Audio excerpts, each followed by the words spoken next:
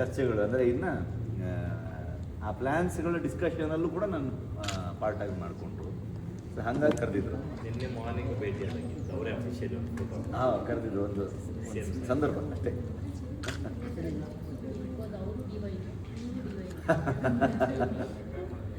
ಅಲ್ಲ, ಅವರು ತುಂಬ ಇಂಟ್ರೆಸ್ಟಿಂಗ್ ಅನಿಸ್ತು. ಅವರು ಯೋಚನೆ ಮತ್ತು ಯೋಜನೆಗಳೆಲ್ಲ ತುಂಬ ಪ್ರೋಗ್ರೆಸಿವ್ ಆಗಿದ್ದಾರೆ. ದಿನ ನಿಮಗೆ ಇದೇ ಕೆಲಸ ಮಾಡ್ಬಿಟ್ಟು ಸಾಕಾಗಿರುತ್ತೆ. ಇವತ್ತೊಂದಿನ ಎಲ್ಲರೂ ಆರಾಮಾಗಿ ಇವತ್ತು ನೀವು ಆರಾಮಾಗಿ ಹೋಗುವಂಥದ್ದಲ್ಲ ಅಂತ ಅನ್ಕೋತೀನಿ. ಕರೆಕ್ಟ್ ಅಷ್ಟೇ.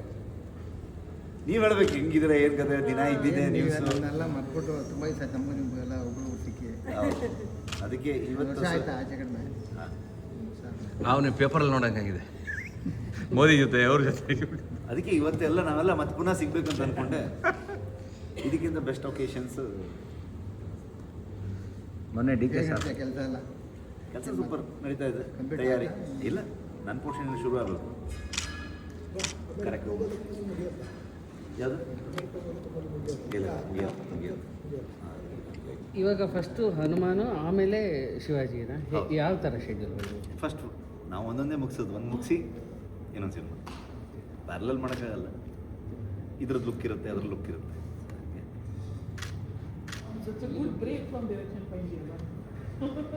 ಇಲ್ಲ, ಪ್ಯಾರಲಲ್ಲಿ ರೈಟಿಂಗ್ ಮಾಡ್ತಾ ಇದ್ದೀವಿ.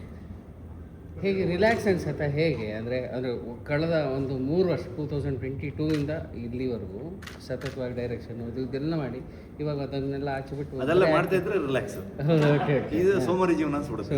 ಅದಕ್ಕೆ ರೈಟರ್ನು ಕರ್ಕೊಂಡು ಹೋಗ್ಬಿಟ್ಟು ಅಲ್ಲಿ ಪ್ಯಾರಲಲ್ ರೈಟಿಂಗ್ ಮಾಡ್ತಾ ಇದ್ದೀವಿ. ಓಕೆ, ಹೌದಾ?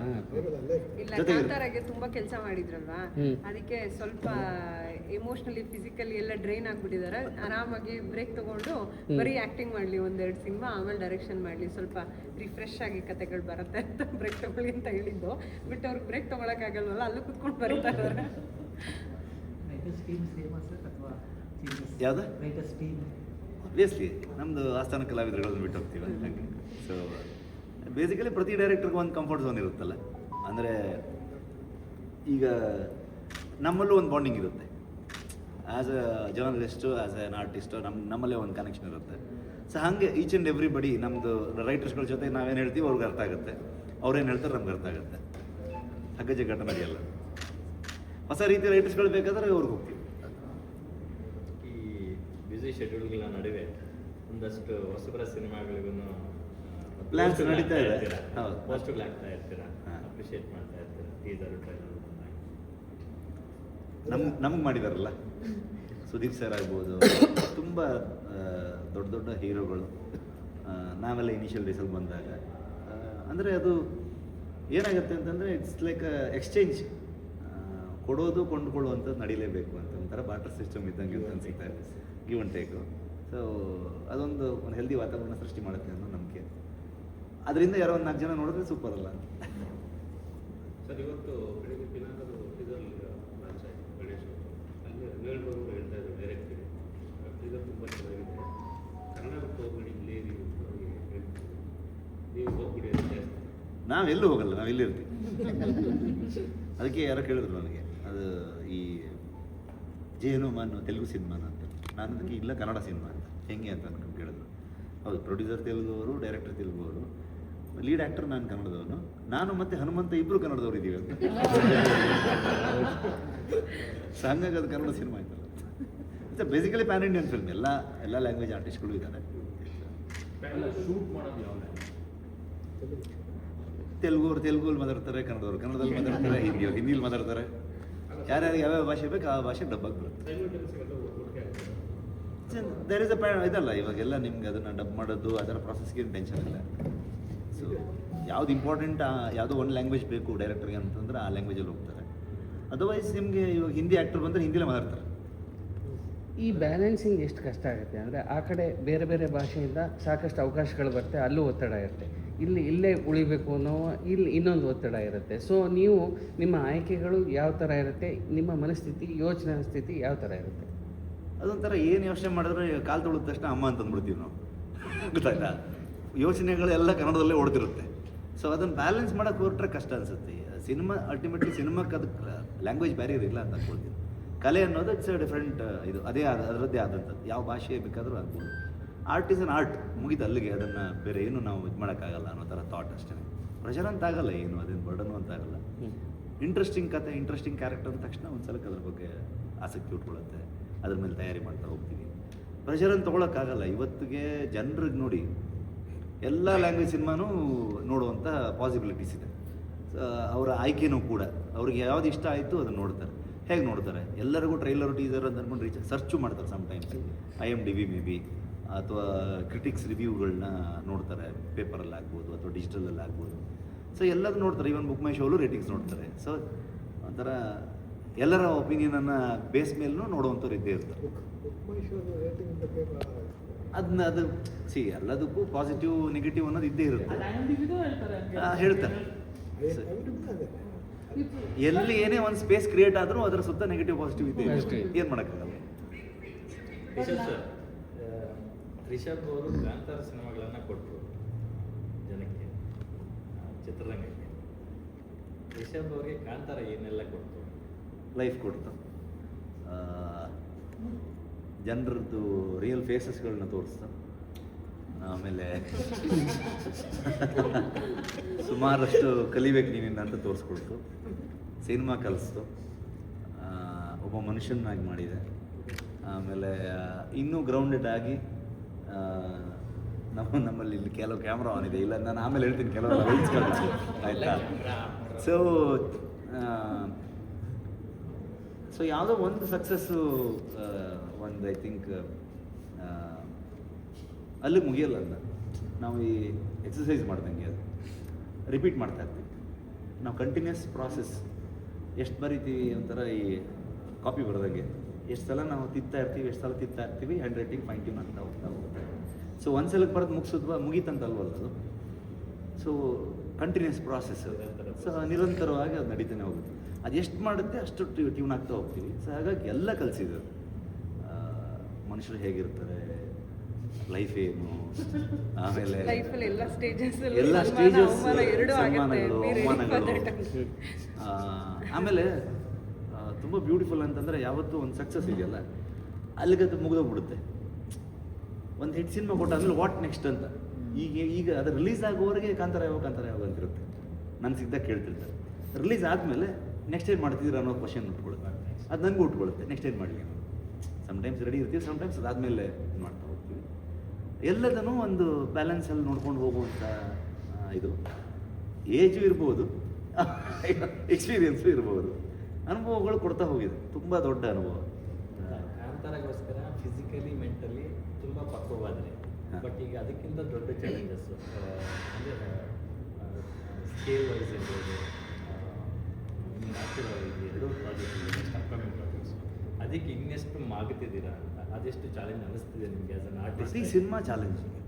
ಅಂದರೆ ಇವತ್ತು ಜಯ ಹನುಮಾನ್ ಅಂತ ಒಂದು ಸಿನಿಮಾ, ಪ್ರಶಾಂತ್ ವರ್ಮಾ ಏನು ಇಮ್ಯಾಜಿನ್ ಮಾಡಿ ಬರೆದಿದ್ದಾರೆ, ಅದಕ್ಕೆ ನಾನು ಆ ಪಾತ್ರಕ್ಕೆ ನಾನು ಏನು ಒಪ್ಕೊಳ್ಬೇಕು, ನಾನು ಏನು ಆಗಬೇಕು ಅದಕ್ಕೆ ಅನ್ನೋದಿರುತ್ತಲ್ಲ. ಒಬ್ಬ ಡೈರೆಕ್ಟರ್ಗೆ ಒಂದು ರಿಕ್ವೈರ್ಮೆಂಟ್ ಇರುತ್ತೆ, ಒಬ್ಬ ಆರ್ಟಿಸ್ಟ್ ಹಿಂಗಿರಬೇಕು, ಈ ಆ್ಯಕ್ಟ್ರಿಂದ ಇದಿರಬೇಕು ಅಂತ. ಅದಕ್ಕೆ ಏನೇನು ಬೇಕು ಎಲ್ಲನೂ ಮಾಡೋವಂಥ ಪ್ರಯತ್ನದಲ್ಲಿ ಇರ್ತೀವಿ. ಸೊ ಅದೇ ಎವ್ರಿ ಫಿಲ್ಮ್, ಪ್ರತಿ ಸಿನಿಮಾ ಇದ್ದೇ ಇರುತ್ತೆ. ಸೊ ಹಾಗಾಗಿ ಅಲ್ಲಿ ಕಲ್ತಿರೋದು ಇಲ್ಲಿ ಹೆಲ್ಪ್ ಆಗೇ ಆಗುತ್ತೆ. ಇಲ್ಲಿ ಬಂದಾಗ ಮತ್ತೆ ಹೊಸ ಅನುಭವ, ಇಲ್ಲಿ ಕಲಿಯೋಂಥ ಸ್ಪೇಸ್. ಸೊ ಕಲಿಯೋದು ನಿರಂತರವಾಗಿ ಕಲಿತಾ ಹೋಗ್ತಾನೆ ಇರ್ತೀವಿ, ಎಂಡ್ಲೆಸ್. ಸರ್ ಈಗ ಈ ಪ್ಯಾನ್ ಇಂಡಿಯಾ ಸ್ಕೇಲ್ ಇವೆಲ್ಲ ಒಂದು ಕಡೆ ಅಂದರೆ ಈ ಕನ್ನಡ ಸತ್ಯದ ಸ್ಥಿತಿಗತಿಗಳು, ಥಿಯೇಟ್ರು, ಜನ ಇಲ್ಲ, ಯಾರೋ ಒಂದು ಎಕ್ಸಾಂಪಲ್ 2 ಎಕ್ಸಾಂಪಲ್ ಅಂತಂದರೆ ಸೊ ಇಷ್ಟಾಯ್ತು ಅಂತ ಹೇಳ್ಬೋದು. ಆದಮೇಲೆ ಎಷ್ಟೋ ಸಲ ಬಂದೋಗಿದೆ. ಬಟ್ ಆ ವಿಚಾರದಲ್ಲಿ ಏನು ನೋಡ್ತಿರ್ತಾರೆ? ಕೋಳಿ ಮೊದಲ ಮೊಟ್ಟೆ ಮೊದಲ ಅನ್ನೋ ಥರದ್ದು ಒಂದು ಇದದು ಟಾಸ್ಕ್ ಆಗ್ಬಿಟ್ಟಿದೆ. ಅದು ಥರ ಕ್ವಿಜ್ ಥರ ಇದೆ ಅದು. ನೀವು ಒಳ್ಳೆ ಸಿನಿಮಾ ಕೊಡ್ತೀರಾ, ಜನ ನೋಡ್ತಿಲ್ವಾ, ಜನ ನೋಡ್ತಿದ್ದಾರೆ, ಅವ್ರು ಒಳ್ಳೆ ಸಿನಿಮಾ ಕೊಡ್ತಿಲ್ವಾ. ಸೊ ಈ ಥರ ಇದೆ, ಎರಡೂ ಸೈಡ್ ಇದ್ದೇ ಇದೆ. ನಮ್ಮಲ್ಲಿ ಒಳ್ಳೆ ಸಿನಿಮಾಗಳು ಮಾಡಬೇಕು. ಆಟೋಮೆಟಿಕಲಿ ಸೂಫ್ರಮ್ ಸೋ ಬಂದಾಗ ಯಾರು ಗೊತ್ತಿತ್ತು ಸಿನಿಮಾ ಬಗ್ಗೆ, ಏನೂ ಗೊತ್ತಿರಲಿಲ್ಲ. ಜನ ಥಿಯೇಟ್ರಲ್ಲಿ ನೋಡಿ, ಪ್ರೀಮಿಯರ್ ಶೋಗಳಲ್ಲಿ ನೋಡಿ, ಜನ ಅಪ್ರಿಷಿಯೇಟ್ ಮಾಡಿ, ಜೇಬ್ ತುಂಬಿನಾಡುವಂಥ ಒಬ್ಬ ಹೊಸ ನಿರ್ದೇಶಕರು, ಎಲ್ಲ ಹೊಸ ಆ್ಯಕ್ಟ್ರುಗಳು, ರಾಜ್ ಅವ್ರನ್ನ ಬಿಟ್ಟರೆ ಮಿಕ್ಕಿದವ್ರು ಯಾರು ಇರಲಿಲ್ಲ. ಸಿನಿಮಾ ಇಷ್ಟ ಆಗಿದ್ದಕ್ಕೆ ನೋಡಿದ್ರು. ಅದೇ ಥರದಲ್ಲಿ ಪಾಪ್ಯುಲರ್ ಆ್ಯಕ್ಟರ್ಗಳು ಬೇರೆ ಯಾವುದೋ ಸಿನಿಮಾಲಿ ಇದ್ದಾರೆ, ಬಟ್ ಆ ಸಿನಿಮಾ ಹಿಟ್ ಆಗಲಿಲ್ಲ ಅಂತ ಸಿನಿಮಾ ಚೆನ್ನಾಗಿಲ್ಲ ಅಂತ ಅರ್ಥ ಅಷ್ಟೇ. ಜನ ಅದನ್ನು ಅವಾಯ್ಡ್ ಮಾಡ್ತಾರೆ ಅಂತಲ್ಲ. ಚೆನ್ನಾಗಿರೋ ಸಿನಿಮಾಗೆ ಮಲಯಾಳಮಲ್ಲಿ ಇವತ್ತು ವಾಳ 2 ಅನ್ನೋದೊಂದು ಸಿನಿಮಾ ಬಂತು, ವಾಳ ಅಂತ ಒಂದು ಫಿಲ್ಮ್ ಬಂತು, ಯುತ್ ಅಂತ ಒಂದು ಫಿಲ್ಮ್ ಬಂತು ತಮಿಳಲ್ಲಿ. ಅವೆಲ್ಲ ಸಿನಿಮಾಗಳು ಈ ಎಲ್ಲಿಂದ ಬಂತು ಹೋಗ್ತಾನೆ ಗೊತ್ತಿಲ್ಲ, ಥಿಯೇಟ್ರ್ ಬಂದಮೇಲೆ ಗೊತ್ತು. ನೋಡಿದ್ರೆ 200 crores 250 crores ವರೆಗೆ ಕಲೆಕ್ಷನ್ ಆಗ್ತದೆ. It's not about number, but ಅಷ್ಟು ಜನ ಬಂದು ನೋಡಿದ್ದಾರೆ ಅಂತ. ಸೊ ಒಳ್ಳೆ ಸಿನಿಮಾ ಮಾಡಬೇಕು, ಜನರದ್ದು ಟೇಸ್ಟ್ ಬದಲಾಗಿದೆ. OTT ಬಂದು ಎಷ್ಟೋ ಕಾಲ ಆಗೋಯ್ತು, ಈಗ ಅದೇ ಹಳೆ ಕತೆ. ಈಗ ಮೊದಲೆಲ್ಲ ಇನ್ನೂ ಅದೇ ಗುಂಗಲ್ಲಿದ್ದಾರೆ ಕೆಲವರೆಲ್ಲ. OTT ಬಂದು ಹೋಗ್ಬಿಟ್ಟಿದೆ ಈಗ. ನಾವು ಇನ್ನೂ ಅಪ್ಡೇಟ್ ಆಗ್ತೀವಿ. ಸಿ OTTನೇ ಹಳೇದಾಗಿದೆ. Become one more TV. OTT ಅನ್ನೋದೊಂದು ಎಕ್ಸೈಟ್ಮೆಂಟ್ ಇತ್ತಲ್ಲ, ಎಲ್ಲಿದೆ ಹೇಳಿ, ಎಷ್ಟು ವರ್ಷ ಆಯ್ತು ಈಗ ನಮಗೆ. ಅದು ಯಾವಾಗ OTT ಬಂತು ನಮಗೆಲ್ಲ ತುಂಬ ಹಳೆ ಕತೆ ಅನ್ನೋ ಥರ ಫೀಲ್ ಇದೆ. ಬಿಫೋರ್ ಪ್ಯಾಂಡಮಿಕ್ ಎಲ್ಲ ಮುಗಿದೋಯ್ತು. ಇದು ಅಂದರೆ ನಾವು ಅಯ್ಯೋ OTT ಅನ್ನೋ ಥರದಲ್ಲಿದ್ದೀವಿ. ಅದಕ್ಕೆ ಬೇಕಾಗಿರುವಂಥದ್ದು ಫೀಡ್ ನಡೀತಾನೆ ಇದೆ. ಸೊ ಥಿಯೇಟ್ರಿಗೆ ಏನು ಮಾಡಬೇಕು, ಅಲ್ಟಿಮೇಟ್ಲಿ ಥಿಯೇಟ್ರ್ ಅಲ್ವಾ ಎಲ್ಲ ಎಂಟರ್ಟೈನ್ಮೆಂಟ್ ಈ ಫಾರ್ಮೇಟಲ್ಲಿ ಅದೇ ಅಪ್ಪ ನನ್ನ ಪ್ರಕಾರ. ಸ್ಟಾರ್ ಹೀರೋಗಳಾಗಿ ವರ್ಷಕ್ಕೊಂದು ಸಿನಿಮಾ 2 ಸಿನಿಮಾನ ಕಷ್ಟ ಆಗುತ್ತೆ. ಅಟ್ಲೀಸ್ಟ್ ಒಂದು ಸಿನಿಮಾ ಏನು ಈಗ ನಾನೇ ಡೈರೆಕ್ಟ್ ಮಾಡಿ, ನಾನೇ ಬರೆದು ಡೈರೆಕ್ಟ್ ಮಾಡಿ ಆ್ಯಕ್ಟ್ ಮಾಡ್ತೀನಿ ಅಂತಂದರೆ ಅದಕ್ಕೆ ಅದರದೇ ಆದಂಥ ಟೈಮ್ ಬೇಕು. ಬೇರೆ ಡೈರೆಕ್ಟರ್ ಅಂದರೆ ಅವ್ರಿಗೂ ಟೈಮ್ ಬೇಕು. ಸೊ ಯಾವ ಕತೆ ಒಪ್ಕೊಂಡಿರ್ತೀವೋ ಅದರದ್ದೇ ಆದಂಥ ರಿಕ್ವೈರ್ಮೆಂಟ್ ಇದ್ದೇ ಇರುತ್ತೆ. ಜನರಲ್ ಕತೆಗಳು ಅಂದರೆ ಲೈಕ್ ಸರ್ಕಾರಿ ಥರ ಸಿನಿಮಾಗಳನ್ನ ಡೆಫಿನೆಟ್ಲಿ ಮಾಡ್ಬೋದು. ಸೊ ಅದನ್ನು ಮಾಡೋಕ್ಕೆ ನಮಗೆ ಆ ಥರದ ಕತೆಗೆ ರೆಡಿ ಇರೋಲ್ಲ. ನಾವು ರೆಡಿ ಇರಲ್ಲ. ಯಾವಾಗ ರೆಡಿ ಇರ್ತೀವಿ, ಆ ಕತೆ ಬಂದು ನಾವು ಅದಕ್ಕೆ ರೈಟಿಂಗ್ ಮಾಡಿ ರೆಡಿ ಆದ ತಕ್ಷಣ ಕಾನ್ಫಿಡೆನ್ಸ್ ಬರುತ್ತೆ. ಯಾವಾಗ ನಮಗೆ ಈ ಕತೆ ನನಗೆ ಹೇಳಬೇಕು ಅನ್ನೋದೊಂದು ಪುಷ್ ಇರುತ್ತೆ ನಮಗೆ, ಆವಾಗಷ್ಟೇ ಅದನ್ನು ಮಾಡೋಕ್ಕಾಗತ್ತೆ. ಸೊ ಹಾಗಾಗಿ ಅದನ್ನು ಮಾಡೋಕ್ಕಾಯ್ತು. ಸೊ ಈಗ ಇದನ್ನು ನನ್ನ ಮಧ್ಯದಲ್ಲಿರುವಂಥ ಇದರ ಪ್ಯಾರಲಲ್ ನಾನು ಏನು ಮಾಡ್ಬೋದು ಅಂದರೆ ಈ ಫಿಲ್ಮ್ಗಳು ಮಾಡ್ತಾ ಪ್ಯಾರಲಲ್ಲಿ 2 ಸ್ಕ್ರಿಪ್ಟ್ಗಳನ್ನ ಬರಿತಾ ಇದ್ದೀನಿ. ಸೊ ಇದು ಶೂಟಿಂಗ್ ಆಗ್ತಾನೆ ಇನ್ನೊಂದೇನೋ ಸಿನಿಮಾನ ಎಕ್ಸ್ಪ್ಲೋರ್ ಮಾಡ್ತಾ ಇರ್ತೀವಿ. ಸೊ ಆ ಥರದಲ್ಲಿ ಮಾಡ್ಬೋದೇ ಹೊರತು ಸಮ್ಟೈಮ್ಸ್ ಆಗುತ್ತೆ, ಸಮ್ಟೈಮ್ ಆಗಲ್ಲ. ಈಗ ಇದಕ್ಕಿಂತ ಮುಂಚೆ ಕಾಂತಾರಕ್ಕಿಂತ ಮುಂಚೆ ಈವನ್ ಫಸ್ಟ್ ಕಾಂತಾರ ಬೇರೆ ಎಲ್ಲ ಸಿನಿಮಾಗಿಂತ ಫಾಸ್ಟ್ ಮಾಡಿರೋದೇ ಕಾಂತಾರ. ಇನ್ಫ್ಯಾಕ್ಟ್ ಅಂದರೆ ನಿಮ್ಗೆ ಒಂದೇ ವರ್ಷದ ಒಳಗಡೆಗೆ ಆ ಕತೆ ಹುಟ್ಟಿ ಅದನ್ನು ಬರೆದು ಪ್ರೀ ಪ್ರೊಡಕ್ಷನ್ ಮಾಡಿ ಶೂಟಿಂಗ್ ಮಾಡಿ ಪೋಸ್ಟ್ ಪ್ರೊಡಕ್ಷನ್ ಮಾಡಿ ರಿಲೀಸ್ ಮಾಡಿ ಮುಗಿಸಿದ್ವಿ ನಾವು. ಲೈಕ್ ಸೆಪ್ಟೆಂಬರ್ ಟು ಸೆಪ್ಟೆಂಬರ್ ಅನ್ನೋ ಥರ, ಆಗಸ್ಟ್ ಟು ಸೆಪ್ಟೆಂಬರ್ ಅನ್ನೋ ಥರದಲ್ಲಿ ಫಾಸ್ಟೆಸ್ಟ್ ಫಿಲ್ಮ್. ಆ ಸ್ಕೇಲ್ಗಂತೂ ನಮಗೂ ಗೊತ್ತಿಲ್ಲ ಸಿನಿಮಾ ಆಗುತ್ತೆ ಅಂತ ಹೇಳ್ತೀವಿ, ಅದಕ್ಕೆ ಮಾಡೋಕ್ಕಾಗಲ್ಲ. ಈ ಚಾಪ್ಟರ್ನೆಲ್ಲ ಮಾಡಿದ್ದು ನಾವು. ಅಷ್ಟೇ ಏನಕ್ಕೆ ಅಂದರೆ ಇವತ್ತು ಯಂಗ್ಸ್ಟರ್ಸ್ಗೆ ಜನ ಕರ್ಸೋಕ್ಕಾಗ್ತಿಲ್ಲ. ಸಿನಿಮಾ ಚೆನ್ನಾಗಿತ್ತು, ರಾಮಾಯಣ ಚೆನ್ನಾಗಿ ಆಗಿದೆ ಸಿನಿಮಾ, ಆಮೇಲೆ ಬಲರಾಮದೇವ್ ಚೆನ್ನಾಗಿದೆ, ಬಟ್ ಗೊತ್ತಿಲ್ಲ ಅದರ ಬಗ್ಗೆ. ಆ ಕೆಪಾಸಿಟಿಗೂ ಸ್ಟಾರ್ ಹೀರೋಗಳು ಇದೆ. ಅಟ್ಲೀಸ್ಟ್ ಥಿಯೇಟ್ರ್ ಬಂದರೆ ಅವರು ಖರ್ಚು ಆಗುತ್ತೆ, ಖರ್ಚು ಆಗ್ಬೋದು, ಎಲ್ಲರೂ ರಿಕವರ್ ಆಗ್ತಾರಲ್ಲ. ಅಲ್ಲ ಖಂಡಿತ, ಅದಕ್ಕೆ ಎಲ್ಲ ಇಡೀ ಇಂಡಸ್ಟ್ರಿ ತುಂಬ ಅನ್ಆರ್ಗನೈಸ್ ಸೆಕ್ಟರ್ ಆಗಿದೆ ನಮ್ಮಲ್ಲಿ, ಸ್ಪೆಷಲಿ ಕನ್ನಡದಲ್ಲಿ. ಅದು ಇಟ್ಸ್ ಟ್ರುತ್. ಅಂದರೆ ಸರಿಯಾದ ರೀತಿಯಲ್ಲಿ ತೊಗೊಂಡು ಹೋಗುವಂಥ ಇದು ಬೇಕು. ಅಂದರೆ ರೈಟಿಂಗ್ ಫೋಕಸ್ ಕೊಟ್ಟಿಲ್ಲ, ಕ್ವಾಲಿಟಿ ಇಲ್ಲ, ಕ್ವಾಂಟಿಟಿ. ಮೇಜರ್ ಪ್ರಾಬ್ಲಮ್ ಆಗಿದ್ದೆ ಅಲ್ಲೇ. ಇದು ಇವತ್ತಿದಲ್ಲ, ತುಂಬ ಹಿಂದೆ ಆಗಿರುವಂಥ ತಪ್ಪುಗಳದ್ದು ಆಫ್ಟರ್ ಎಫೆಕ್ಟ್ ಹೊಡೆದಿರೋದು ಇವತ್ತು. ನಮ್ಮ ಹತ್ರ ಇವತ್ತು ರೈಟರ್ಸ್ ಇದ್ದಿದ್ರು, ಇವತ್ತು ಎಷ್ಟೋ ಜನ ಬೆಂಗಳೂರು ಬೇಸ್ ಟ್ಯಾಲೆಂಟ್ಗಳು ಬಾಂಬೆಯಲ್ಲಿ ಸುಮಾರು OTT ಒರಿಜಿನಲ್ಸ್ಗಳಿಗೆ ರೈಟರ್ಸ್ ಇದ್ದಾರೆ, ಟೆಕ್ನಿಷಿಯನ್ಸ್ ಇದ್ದಾರೆ, ಡೈರೆಕ್ಟರ್ಸ್ ಇದ್ದಾರೆ. ಅವ್ರ ಹೆಸರುಗಳು ಗೊತ್ತಿಲ್ಲ, ಬಿಕಾಸ್ ಅವ್ರು ಇಲ್ಲೆಲ್ಲಿ ಬಂದು ಪ್ರೆಸ್ ಬಿಟ್ಟು ಮಾಡಲ್ಲ. ಈ ಪಾಪ್ಯುಲರ್ ಕಲ್ಚರಲ್ಲಿ ಇಲ್ಲ ಅವರು. ಅವರಲ್ಲಿ ಕಂಟೆಂಟ್ ಮಾಡ್ತಾರೆ, ನೆಕ್ಸ್ಟ್ ಶೂಟಿಂಗಲ್ಲಿ ಬ್ಯುಸಿ ಇದ್ದಾರೆ ಅವರು. ಆ ಥರ ತುಂಬ ಟ್ಯಾಲೆಂಟ್ಗಳಿದ್ದಾರೆ. ಬಿಕಾಸ್ ನಮ್ಮಲ್ಲಿ ರೈಟ್ರ್ಗಳಿಗೆ ನೀವು ಮೊದಲೆಲ್ಲ ಕೇಳ್ತಿದ್ವಿ ರೀಮೇಕ್ ರೈಟ್ಸ್ಗೆ ಇಷ್ಟು ದುಡ್ಡು ಕೊಡ್ತಿದ್ರು ಅಂತ. ಅದರಲ್ಲಿ 10% ರೈಟ್ರಿಗೆ ಕೊಡ್ತಿರಲಿಲ್ಲ. ಓಕೆ, ನಾವೆಲ್ಲ ಅವ್ರ ಗ್ಯಾಂಗಲ್ಲಿ ಇದ್ದವರು. ಸೊ ಕಾಂತಾರೆಲ್ಲ ಮಾಡೋ ಟೈಮಲ್ಲಿ ನಾವು ಪ್ರೊಡ್ಯೂಸರ್ಗಳಿಗೆ ಫೋರ್ಸ್ ಮಾಡಿ ಹೇಳಿ, ಇಲ್ಲ ರೈಟ್ರಿಗೆ ಇಷ್ಟು ಕೊಡಬೇಕು, ಅವ್ರು ಸರ್ವೈವ್ ಆಗಬೇಕು ಅಂತಂದರೆ ಅವರು ಮನುಷ್ಯ ಅಲ್ವಾ, ಅವರು ಸರ್ವೈವ್ ಆಗಬೇಕಲ್ಲ, ಅವ್ರಿಗೂ ಜೀವನ ಇರುತ್ತೆ, ಅವ್ರಿಗೂ ಖರ್ಚಿರುತ್ತೆ. ಸೊ ಹಾಗಾಗಿ ಇದನ್ನು ನಂಬಿ ನಾನು ಲೈಫ್ ನಡೆಸ್ಬೋದು ಅನ್ನೋಂಥ ಕಾನ್ಫಿಡೆನ್ಸ್ ಬಂದ್ರೇ ಇನ್ನಷ್ಟು ರೈಟರ್ಸ್ಗಳು ಎಕ್ಸ್ಪ್ಲೋರ್ ಮಾಡ್ತಾ ಹೋಗ್ತಾರೆ. ಇಲ್ಲಾಂದರೆ ಸಮಾಜ ಸೇವೆ ಎಷ್ಟು ದಿನ ಮಾಡ್ತಾರೆ. ಒಂದು ಪಾಯಿಂಟ್ ಅವ್ರಿಗೆ ಪ್ಯಾಷನೇಟ್ ಅಂತ, ಅದಾದಮೇಲೆ ಹೊಟ್ಟೆ ಬಟ್ಟೆ ನೋಡ್ಕೋಬೇಕಲ್ಲ ಅವರು. ಸೊ ಅದೆಲ್ಲದೂ ಕೂಡ ಒಂದೇ ರೀಸನ್ ಅಂತ ಹೇಳೋಕ್ಕಾಗಲ್ಲ. ಕ್ವಾಲಿಟಿ ಸಿನಿಮಾಗಳು, ಯಾವ ಥರ ಸಿನಿಮಾ ಎಕ್ಸ್ಪ್ಲೋರ್ ಮಾಡ್ತೀವಿ. ಎಷ್ಟೋ ಸಿನಿಮಾಗಳು ಚೆನ್ನಾಗಿದೆ ಅಂತ ಕೇಳ್ತೀವಿ ನಾವು, ಕತೆ ಚೆನ್ನಾಗಿದೆ ಅಂತ. ಬಟ್ ಇಡೀ ಸಿನಿಮಾ ಒಟ್ಟಾರೆ 2.5 ಗಂಟೆ ಕಂಪ್ಲೀಟಾಗಿ ಅವ್ರನ್ನ ಎಂಗೇಜ್ ಮಾಡಿದ್ಯಾ ಅನ್ನೋದು ಗೊತ್ತಿರಲ್ಲ ನಮಗೆ. ಸರ್, ಈಗ ಒಂದು ಸರಿ ಪ್ಯಾನ್ ಇಂಡಿಯಾ ಸ್ಟಾರ್ ಆಗಬೇಕು ನಿಮ್ಮ ಲೈಫಲ್ಲಿ, ಅಂದರೆ ಒಂದು ವಿಷನ್ ಇತ್ತು, ಸ್ಟ್ರಗಲ್ ಡೇಸ್ ನೋಡಿದ್ವಿ, ತುಂಬ ಮಾತಾಡಿದ್ದೀವಿ. ಬಟ್ ನಿಮಗೆ ಸರ್ ಈ ಕನಸು ಫಸ್ಟ್ ಹೇಗಿತ್ತು, ಈಗ ಚೇಂಜ್ ಆದ ನಂತರ ಏನು ನಿಮ್ಮ ಮತ್ತೆ ಓಡಾಟ ಕಷ್ಟ ಅಷ್ಟೇ, ಬೇರೆ ಹೇಳಿದ್ದೀರಿ. ಬಟ್ ನಿಮ್ಮ ಮುಖಾಂತರ ಬೇರೆ ಏನು ಚೇಂಜ್ ಆಗಿಲ್ಲ. ಓಡಾಟ ಕಷ್ಟ ಅಷ್ಟೇ. ಅಲ್ಲಿಲ್ಲೆಲ್ಲ ಸ್ವಲ್ಪ ನೋಡ್ತಾರೆ, ಮಾಸ್ಕ್ ಕ್ಯಾಪಲ್ಲಿ ಹಾಕೊಂಡು ಓಡಾಡ್ತೀವಿ. ಅದು ಬ್ಯಾಕ್ ಫೈರ್ ಆಗುತ್ತೆ. ಈಗ ಹೆಂಗೆ ಅಂದರೆ ಎಲ್ಲರೂ ನಾರ್ಮಲ್ ಆಗಿರ್ತೀವಿ, ನಾವು ಮಾತ್ರ ಮಾಸ್ಕ್ ಕ್ಯಾಪ್ ಹಾಕೊಂಡು ಹಿಂಗೆ ಯಾರು ನೋಡೋದಿದೆಯಲ್ಲ ಅಂತ ಅಂದ್ಕೊಂಡು. ಸೊ ಅದು ಅದನ್ನೆಲ್ಲ ಇದು ಮಾಡ್ತೀವಿ. ಈಗ ನಾರ್ಮಲ್ ಎಲ್ಲೇ ಹೋಗ್ಬೇಕಾದ್ರೆ ಲುಂಗಿ ಹಿಂಗೆ ಹಾಕೊಂಡು ಹೋಗ್ತಾ ಇರ್ತೀನಿ ನಾನು ಇವೆಂಟ್ ಅಂದರೆ. ಸೊ ಅದು ಒಂಥರ ಮಾರುವೇಷ ಥರ. ಈಗ ಪ್ಯಾಂಟ್ ಶರ್ಟ್ ಹಾಕೊಂಡೋದ್ರೆ ಗುಡ್ ಸಿಗಲ್ಲ ಅಂತಾರೆ, ಆ ಥರ ಸಿನಿಮಾಗಳು ನೋಡ್ತೀರಾ? ತುಂಬ ಹಾಂ ಮೊನ್ನೆ ಅಷ್ಟೇ ನಾನು ಇವಳು ಯಾವುದೋ ಒಂದು ಥಿಯೇಟ್ರಿಗೆ ಹೋಗಿ ಸಿನಿಮಾ ನೋಡ್ಕೊಂಡು ಬಂದ್ವಿ. ಸೊ ಹೋಗ್ತಾ ಇರ್ತೀವಿ. ಬಟ್ ಕಾಂತಾರದ ನಂತರ ಆ ನಿರೀಕ್ಷೆ ಮತ್ತು ಒತ್ತಡಗಳು ಎಷ್ಟು ಜಾಸ್ತಿ ಆಗಿದೆ ನಿಮ್ಮಲ್ಲಿ? ಅಂದರೆ ನೀವು ಕಾಂತಾರ ಚಾಪ್ಟರ್ 1 ಮಾಡ್ಬೇಕಾದ್ರೆ ಒತ್ತಡ ಇರಲಿಲ್ಲ. ಬಿಗ್ಗೆಸ್ಟ್ ಪ್ರೆಷರ್ ಆಗದೆ ಯಾವತ್ತೂ ಇನ್ನೊಂದು ಪಾರ್ಟ್ ಮಾಡಕ್ಕೆ ಹೊರಟಾಗ ಓಕೆ, ಅದ್ರ ಪ್ರೆಷರ್ ಇತ್ತು, ರೈಟಿಂಗಲ್ಲಿತ್ತು. ಅಂದರೆ ವಾಪಸ್ ನಿಮ್ಮ ಕ್ಯೂರಿಯಾಸಿಟಿನ, ನಿಮ್ಮ ಇಂಟ್ರೆಸ್ಟ್ನ, ನಿಮ್ಮ ಎಕ್ಸೈಟ್ಮೆಂಟು ವಾಪಸ್ ಅದನ್ನು ರೀಕ್ರಿಯೇಟ್ ಮಾಡೋದು ಇಟ್ ಈಸ್ ನಾಟ್ ಪಾಸಿಬಲ್. ಹಾಗಾದ್ರೆ ಏನು ಕೊಡ್ತೀವಿ ನಾವು ಅನ್ನೋದು. ಮತ್ತು ಕಾಂತಾರ ಫಸ್ಟ್ ಪಾರ್ಟ್ ಆಗಿದ್ದದು, ಚಾಪ್ಟರ್ 1 ಮಾಡಿದ್ದು ನಾವು ಅಲ್ವಾ. ಫಸ್ಟ್ ಪಾರ್ಟ್ ಮಾಡೋಕ್ಕಾಗಲ್ಲ ನಾವು, ಇಟ್ ವಿಲ್ ಹ್ಯಾಪನ್ ಅಲ್ವಾ. ಸೊ ಆ ಥರದಲ್ಲಿ ಈ ಮಾಡೋಕ್ಕೆ ಹೊರಟಾಗಲೇ ಕಷ್ಟ ಆಗಿಬಿಡುತ್ತೆ. ಅದಕ್ಕೆ ನಾವೊಂದು ಎನರ್ಜಿ ಹಾಕಬೇಕು, ತುಂಬ ಹಾನೆಸ್ಟಾಗಿ ಒಂದು ಎಫರ್ಟ್ ಹಾಕಬೇಕು, ಕೆಲಸ ಮಾಡಬೇಕಾಗತ್ತೆ. ಈ ಮಾಡೋಕ್ಕೆ ಹೊರಟಾಗ ತುಂಬ ಪ್ರೆಷರ್ಗಳು ಸ್ಟಾರ್ಟ್ ಆಗುತ್ತೆ. ಅದು script level. But shooting process ಹೆಂಗಾಯ್ತು ಅಂದರೆ ಲಾಸ್ಟಿಗೆ ನನಗೆ ಯಾವಾಗ ಮುಗಿಸ್ತೀನಿ ಗುರು, ಇದನ್ನು ಯಾವಾಗ ಮುಗಿಯುತ್ತೆ ಗುರು ಅನ್ನೋ ಥರ ಪರಿಸ್ಥಿತಿ. ಬಟ್ ಎಲ್ಲ everybody are supported. You didn't use, I mean, we see any content that's coming out, it starts with AI. It's hats off that you live with just ಮಾಡಿ. ಬಿಕಾಸ್ ಅಂದರೆ ಇವತ್ತಿಗೂ ಕಾಂತಾರ ಸ್ಪೆಷಲಿ ಚಾಪ್ಟರ್ 1 ನೆನೆಸ್ಕೊಂಡ್ರೆ ನಮಗೆಲ್ಲ ಚಳಿ ಜ್ವರ ಬರುತ್ತೆ. ಅಂದರೆ ಒಂದು ಚಾರಿಯಟ್ ಫೈಟ್ ಶೂಟ್ ಮಾಡಿದ್ದೀವಲ್ವ, ಅದನ್ನು ಅಚೀವ್ ಮಾಡೋದಷ್ಟು ಸುಲಭದ ಮಾತಲ್ಲ, ಸಾಧ್ಯನೇ ಇಲ್ಲ. ಅದನ್ನೆಲ್ಲ ಯೋಚನೆ ಮಾಡಿದ್ರೆ ಮೋಸ್ಟ್ಲಿ ಅಂದರೆ ಒಂದು ಮೊಂಡತನ ಇದ್ದರೆ ಮಾಡ್ಬೋದು. ಸುಮಾರದವರು ಅದಕ್ಕೆ ಇವಳು ಸೆಟ್ಟಿಗೆ ಬರಕ್ಕೆ ಬಿಡ್ತಿರಲಿಲ್ಲ ಆ ಟೈಮಲ್ಲಿ. ಇಲ್ಲೆಲ್ಲ ಬೇರೆನೋ ಶೂಟ್ ಮಾಡ್ತೀವಿ ಅಂತ ಹೇಳಿ ಬಂದು ನೋಡಿದ್ರೆ ಅಂದರೆ ಈ ಹುಚ್ಚೂರಿಗೆಲ್ಲ ಅನ್ನೋ ಥರ. ಅಂದರೆ ಹೇಗಂದ್ರೆ ಇದು ಲಾಸ್ಟ್ ಫೈಟು ಅನ್ನೋ ಥರದಲ್ಲಿ ಅದೇ ಟೆನ್ಷನು. ಎಲ್ಲ ಫೈಟ್ಗಳು ಎಲ್ಲದನ್ನು ಎಷ್ಟು ರಿಸ್ಕ್ ತೊಗೊಳೋದಂದ್ರೆ ನಾನು ಅದೇ ಹೇಳ್ತಿರ್ತೀನಿ, ಇಂಗ್ಲೀಷ್ ಸಿನಿಮಾಗಳಿದೆಯಲ್ಲ ಅದರಲ್ಲೆಲ್ಲ ಟ್ರೈ ಮಾಡ್ಬೋದು. ಇಲ್ಲ ಇದರಲ್ಲಿ ಇದಿಷ್ಟು ಮಾಡಲೇಬೇಕು. ಆದರೆ ಏನು ಎಕ್ಸ್ಪೆಕ್ಟರ್ ಏನೋ ಒಂದು ಬೇಕಲ್ಲ, ಅಷ್ಟು ಟಿಕೆಟ್ ಕೊಟ್ಟು ತೊಗೊಂಡು ಬರ್ತಾರೆ ಅಂದರೆ ಅಂತ. ಬಟ್ ಇವರು ತುಂಬ ಜಾಸ್ತಿ ರಿಸ್ಕ್ ತೊಗೊಳ್ತಾರೆ. ಹಂಗೇನಿಲ್ಲ, ಸಿನಿಮಾಗೆ ಏನು ಬೇಕು ಅದು ಮಾಡ್ತಾ ಇರೋದು. ನಿಮ್ಮ ಬತ್ತಳಿಕೆಯಲ್ಲಿ ಆಗುವಂಥ ಕಥೆಗಳು ಎಷ್ಟಿದ್ದಾವೆ? ಹಾಗೆ ಅದು ಆಗುವಂಥ ಮಂಜಾನ ಲೆಕ್ಕನೇ ಮಾಡಲಿಲ್ಲ. ಈಗ ನಾನು ಫಸ್ಟ್ ಕೇಳಿರೋದು ಕೋವಿಡ್ 22 ಆಯ್ತಲ್ಲ, ಫಸ್ಟ್ ಲಾಕ್ಡೌನಲ್ಲಿ 37 ಸ್ಟೋರೀಸ್ ಇತ್ತು ಅವಾಗ. ಸೊ ಅದು ಯಾವುದು ಮಾಡಲೇ ಇಲ್ಲ. ರುದ್ರಪ್ರಾಯಿಗೆ ಒಂದು ಅನೌನ್ಸ್ ಮಾಡಿದ್ವಿ, ಟೇಕ್ ಆಫ್ ಮಾಡೋಕ್ಕಾಗಲಿಲ್ಲ. ಸೊ ಅದೊಂದು ಕಡೆ ಸ್ಕ್ರಿಪ್ಟ್ ರೆಡಿ ಇದೆ. ಕಾಂತಾರ ಲಿಸ್ಟಲ್ಲಿ ಇರಲಿಲ್ಲ, ಎಲ್ಲ ಆ್ಯಡ್ ಆಗಿರೋದು. ಈಗ ಬರೀತಾ ಇರೋ ಕಥೆಗಳು ಲಿಸ್ಟಲ್ಲಿ ಇರಲಿಲ್ಲ. ಇನ್ನೊಂದ್ಸಲ ಹಾಕ್ಬೇಕು ಈಗ ಲಿಸ್ಟ್. ರಿಷಬ್ ಸರ್, ಯಾವುದೇ ಕೆಲಸಕ್ಕೆ ಟೀಕೆ ಟಿಪ್ಪಣಿ ಅನ್ನೋದು ಇದ್ದೇ ಇರುತ್ತೆ.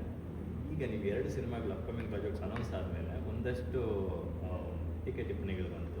ಛತ್ರಪತಿ ಶಿವಾಜಿ ಬಗ್ಗೆ ಇವ್ರು ಮಾಡ್ತಾರಾ, ಇವ್ರು ಮಾಡಬಾರ್ದು ಅಂತ ಒಂದಷ್ಟು ಜನ ಮಾತಾಡ್ತಾರೆ, ಚರ್ಚೆಗಳಾಗ್ತಾ ಬಂತು. ಈ ಕಡೆ ಜಯ ಹನುಮಾನ್ ಸಿನಿಮಾ ಬಂದಾಗ ಅದು ಹನುಮಂತನ ಬಗ್ಗೆ ಮಾಡಬಾರ್ದು ಅಂತ ಹೇಳ್ಬಿಟ್ಟು ಅದು ಕೋರ್ಟ್ಗೆಲ್ಲ ಹೋಗಿ ಆಡೋದು.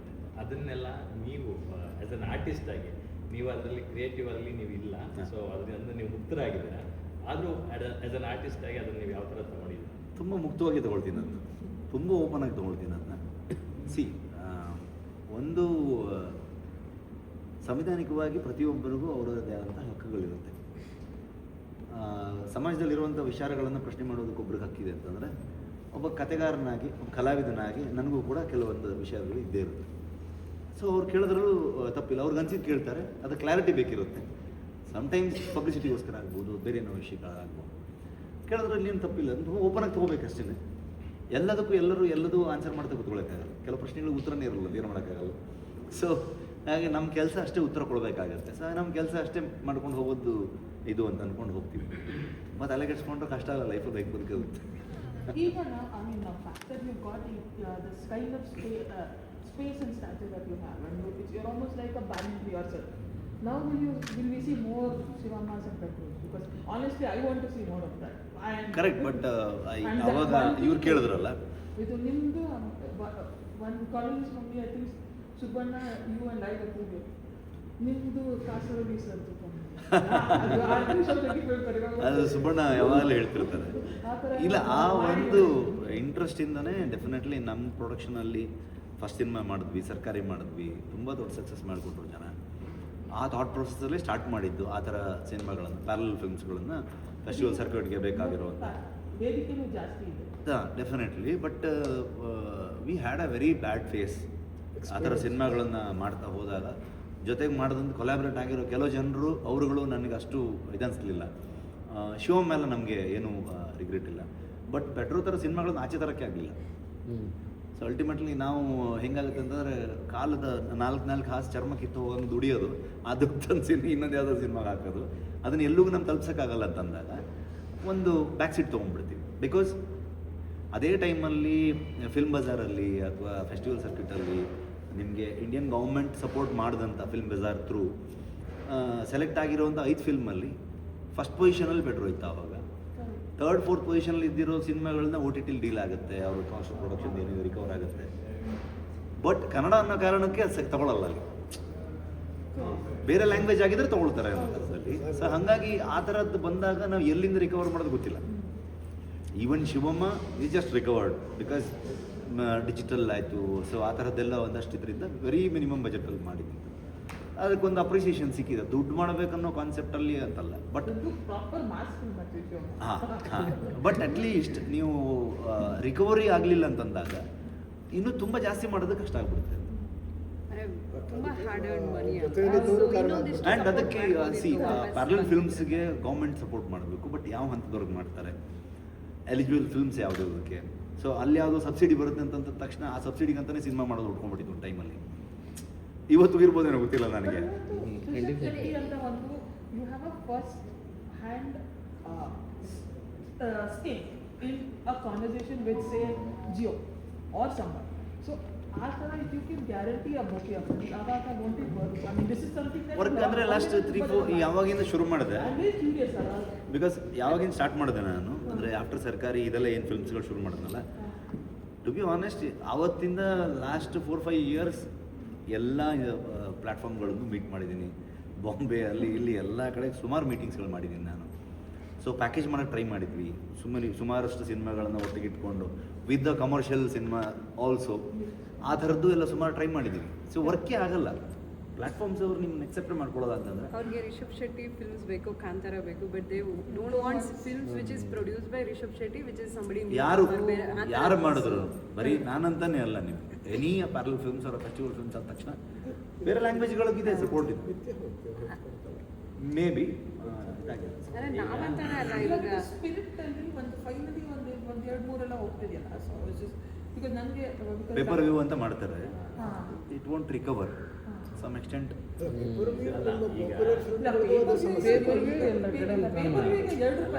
ನೆಟ್ಫ್ಲಿಕ್ಸ್ ಅಂತ ಒಂದು ದೊಡ್ಡ ಸಂಸ್ಥೆ ಅದನ್ನ ಹೆಡ್ ಆಫೀಸ್ನ ಹೈದ್ರಾಬಾದಲ್ಲಿ ಮಾಡುತ್ತೆ ಅಂತಂದಾಗ ಅಲ್ಲಿ ಆ ಥರದ ಒಂದು quality of products, content, cinema culture ಇದೆಯಲ್ಲ, ಸಿನಿಮಾ ಕಲ್ಚರ್ ಇದೆ ಅಲ್ಲಿ, ಆ ಥರದ ಒಂದು ಪ್ರೊಡಕ್ಟಿವಿಟಿ ಇಲ್ಲಿ ಇರಬೇಕು. ಕೇರಳದಲ್ಲಿರೋ ಥರದ, ಬೆಂಗಾಲಲ್ಲಿರೋ ಥರದ ಫಿಲ್ಮ್ ಕಲ್ಚರು ಆ ಕಲ್ಚರ್ ಇಲ್ಲಿ ಬಿಲ್ಡ್ ಮಾಡಿಲ್ಲ. ಇಲ್ಲಿ ಆಗಬೇಕಷ್ಟೇ. ಬಿಕಾಸ್ ಅಲ್ಲೆಲ್ಲ ಬಿಕಾಸ್ ಅಲ್ಲೆಲ್ಲ ತುಂಬ 3-4 ಲೆಜೆಂಡ್ರಿ ಸ್ಟುಡಿಯೋಸ್ ಇದೆ. ಸ್ಟುಡಿಯೋಸ್ ಪ್ರಾಫಿಟಬಲ್ ಅಲ್ಲ ಯಾವತ್ತು, ಬಟ್ ಸ್ಟುಡಿಯೋ ಇದ್ರೇ ಸಿನಿಮಾ ಉಳಿಯೋಕ್ಕೆ ಸಾಧ್ಯ. ಸ್ಟುಡಿಯೋಸ್ ಬೇಕು, ಅದಿಲ್ಲ ನಮ್ಮಲ್ಲಿ. ಅಂದರೆ ಕಟ್ಟಿರೋ ಸ್ಟುಡಿಯೋ ಒಂದು ಇಟ್ಕೊಂಡು ಅದರಲ್ಲಿ ಯಾವುದೋ 1-2 ಕಡೆ ಶೂಟಿಂಗ್ ಮಾಡ್ಬೋದು, ಟಿ ವಿಯವರನ್ನ ಶೂಟ್ ಮಾಡ್ತಾರೆ ಅಂದ ತಕ್ಷಣ ಅಲ್ಲ. ಸಿನಿಮಾ ಕಲ್ಚರ್ ಬಿಲ್ಡ್ ಆಗಬೇಕಂತಂದರೆ ಆ ಥರ ಪ್ಯಾಷನೆಟ್ ಆಗಿರೋರು ಬರಬೇಕು ಅಂತಂದರೆ ಹೊರಗಡೆ ಟ್ಯಾಲೆಂಟ್ಗಳನ್ನ ಅಟ್ರ್ಯಾಕ್ಟ್ ಮಾಡಬೇಕು, ಆ್ಯಡ್ಸ್ಗಳು ಶೂಟ್ ಆಗಬೇಕು, ಫಸ್ಟ್ ನಿಮಗೆ ವೆಬ್ ಸೀರೀಸ್ಗಳು ಶೂಟ್ ಆಗಬೇಕು, ಸಿನಿಮಾ ಆಗಬೇಕು. ಸೊ ಅದಕ್ಕೆಲ್ಲದಕ್ಕೂ ಪೊಸಿಷನಿಂಗ್ ಆಗಬೇಕಂತಂದರೆ ವಿ ನೀಡ್ ಅ ಸ್ಟುಡಿಯೋ. ಆ ಸ್ಟುಡಿಯೋಸ್ಗಳು ನಿಮಗೆ ಹೈದರಾಬಾದ್ ಅಂತ ಸಿಟಿಗಳಲ್ಲಿ 4-5 ಇದೆ, ತುಂಬ ದೊಡ್ಡ ಲೆಜೆಂಡ್ರಿ ಪ್ರೊಡ್ಯೂಸರ್ಸ್ಗಳು ಇನ್ವೆಸ್ಟ್ ಮಾಡಿ ತುಂಬ ಹಿಂದೆನೇ ಮಾಡಿರೋದು ಅಂತ ನಮ್ಮಲ್ಲಿ ನಡೆದಿಲ್ಲ. ಮುಂಚೆಯಿಂದ ಅದು ನಡೆದಿದ್ದರೆ ಮೋಸ್ಟ್ಲಿ ಇವತ್ತಿಗೆ ಅದರಿಂದ ಅವರು 3rd ಜನರೇಷನ್ 4th ಜನರೇಷನ್ವರೆಗೂ ನಡ್ಕೊಂಡು ಹೋಗ್ತಾರೆ. ಆ ಇದರೊಳಗೆ ನೀವು ಇವತ್ತಿಗೆ ಸೊ ಮೇ ಬಿ ಅದಕ್ಕೆ ನಾವು ಫಿಲ್ಮ್ ಸಿಟಿ ಮಾಡೋ ಥಾಟಲ್ಲಿ ನಾನು ಸಿನಿಮಾ ವಿಲೇಜ್ ಮಾಡೋಕ್ಕೆ ಪ್ಲಾನ್ ಇದೆ. ಆಲ್ರೆಡಿ ಮಾಡಿದ್ರಲ್ಲ, ಅದನ್ನು ಅಫಿಷಿಯಲ್ ಮಾಡ್ತೀನಿ ಸದ್ಯ. ನಾನು ಮಾಡಿದ್ದಲ್ಲ, ಅಪ್ಪ ನವೀನ್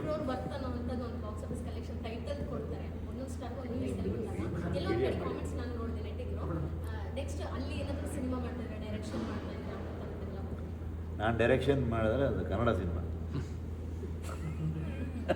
ಅದು ಕನ್ನಡದಿಂದನೇ ಹೋಗುತ್ತೆ. ಪ್ಯಾನ್ ಇಂಡಿಯಾ ಆಗ್ಬೋದು, ಗೊತ್ತಿಲ್ಲ. ಸೊ ಬಟ್ ನಾನು ಶೂಟ್ ಮಾಡೋದು ಕನ್ನಡದಲ್ಲಿ. ಗೊತ್ತಿಲ್ಲ, ಅದು ಅವರು ತುಂಬ ಭಾಳ ಇಂಟ್ರೆಸ್ಟಿಂಗ್ ಆರ್ಟಿಸ್ಟ್, ಅವರು ಆ್ಯಕ್ಟ್ರ್, ಹೀರೋ ನವೀನ್ ಪೋಲಿಶೆಟ್ಟಿ. ಅವ್ರ ಸಿನಿಮಾಗಳನ್ನು ನೋಡಿದ್ದೆ ನಾನು. ಅವರು ತುಂಬ ರಿಯಲ್ ಲೈಫಲ್ಲೂ ಅಷ್ಟೇ ಮಜವಾಗಿ ಎನರ್ಜೆಟಿಕ್ ಆಗಿರುವಂಥ ವ್ಯಕ್ತಿ. ಸೊ ಹಾಗಾಗಿ ಅವರು ನೋಡಿದ ತಕ್ಷಣ ಅದನ್ನು ಶೂಟ್ ಮಾಡಿದ್ರು.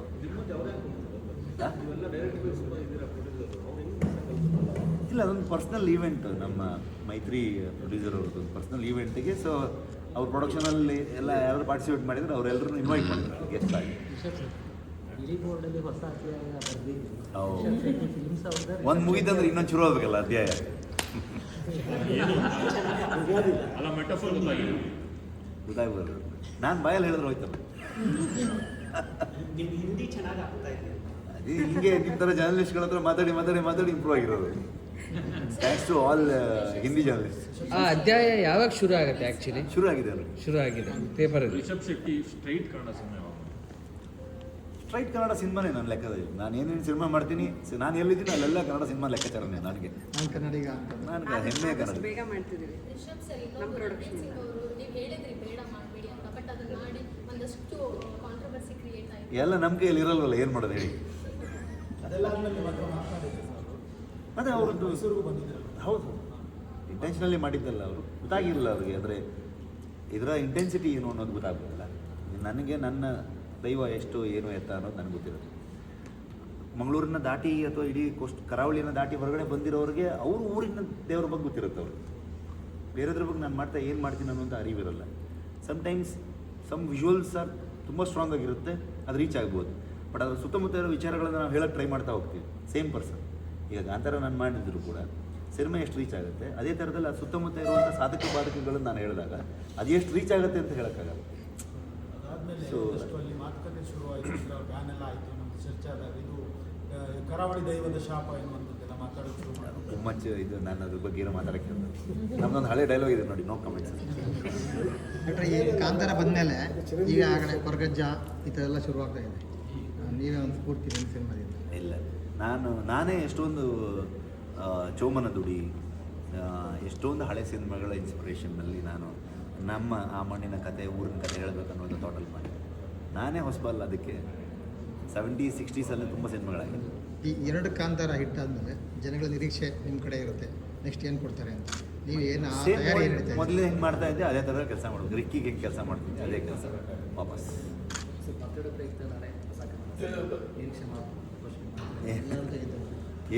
ಏನು ಅಂಥದ್ದೇನೂ ಇಲ್ಲ, ಕ್ಯಾಶುವಲ್.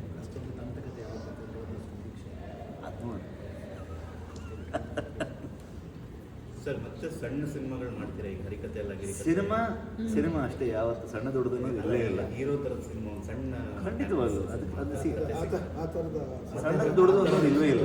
ಮತ್ತೆ ಆ ಥರ ನೋಡ್ಬೋದು. ಖಂಡಿತವಾಗ್ಲು ನನಗೆ ಯಾವುದು ಅದೇ ಖುಷಿ. ಯಾವ ಕತೆ ನನ್ನ ಎಕ್ಸೈಟ್ ಮಾಡಿಸುತ್ತೆ ಅದ್ರ ಹಿಂದೆ ಹೋಗ್ತೀನಿ ನಾನು. ಅದು ಎಲ್ಲಿ ಕರ್ಕೊಂಡು ಹೋಗುತ್ತೆ ಅದ್ರ ಜೊತೆ ಹೋಗ್ತೀನಿ ಸರ್. ಯಾಕೆಂದರೆ 100 ಕೋಟಿ ಟಾರ್ಗೆಟ್ ಮುಟ್ಟಿದ್ಮೇಲೆ ಆ ಲೆವೆಲಲ್ಲೇ ಹೋಗುತ್ತಾ?